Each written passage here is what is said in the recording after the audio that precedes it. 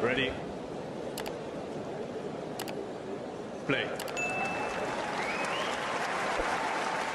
Get your thoughts on the Svitolina match, which has just ended. Well, I only saw after the rain delay ended, so caught basically the entirety of the last set. Quite dominant display from Svitolina.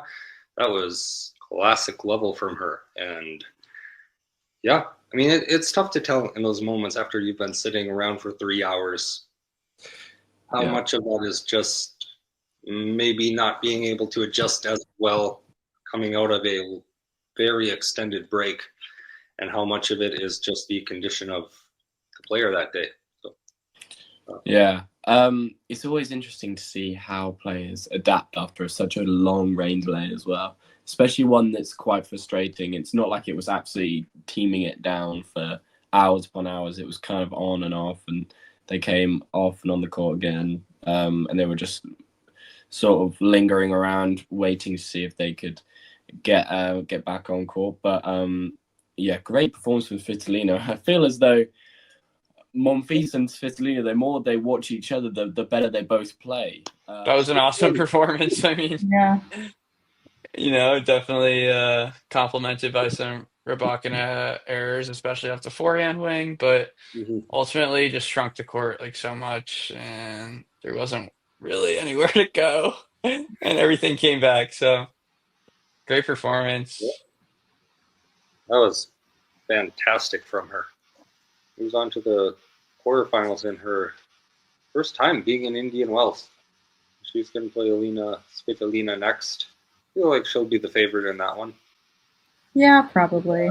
But I do think Svitolina will put up a little bit more of a challenge. She's very consistent. Svitolina has not lost to a Russian player since the war began. I do remember hearing about a stat like that. Answer Ozan's question in the chat, like, will they shake hands? Like, no, they're not going to, but No. reasons for that are well documented. My take on the Svitolina versus Andreeva match. It's hard not for me to just like say anything else besides Andreeva. Straightforward. I do admit I did not see the Svitolina match earlier today, and like it looks like just by the scoreline that the second and third set were a lot different from the first. But Andreeva just looks like she just played so freely today. Like I said, like her mind was super free and uh, clean game plan and executed it properly.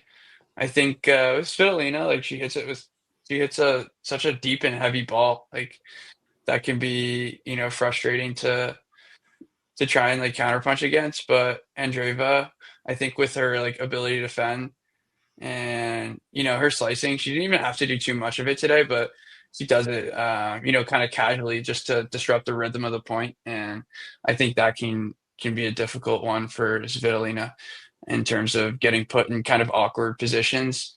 And Mirra is just like good enough at this point where she can capitalize on those opportunities. And yeah, she defended her serve really well. So that's also good news.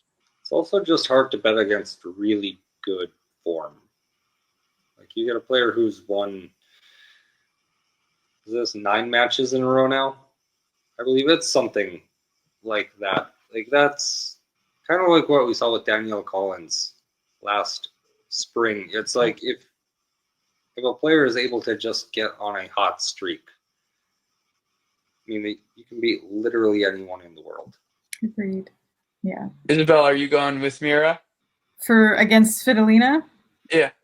No, Svitolina is my best friend. I'm not betting against her. All right. Our producer was just seeing where all three of our heads were at. All right, no, we're not. We're not all going Mirra. She'll present a lot of challenges. It will be, I think, a really tight match. Some similar strengths. Mirra is just like great mindset right now, and maybe slightly better athleticism is going to put her over the top. If you enjoyed this video, make sure you hit that like button. Don't forget to subscribe and click that notification bell so you don't miss out on all things tennis.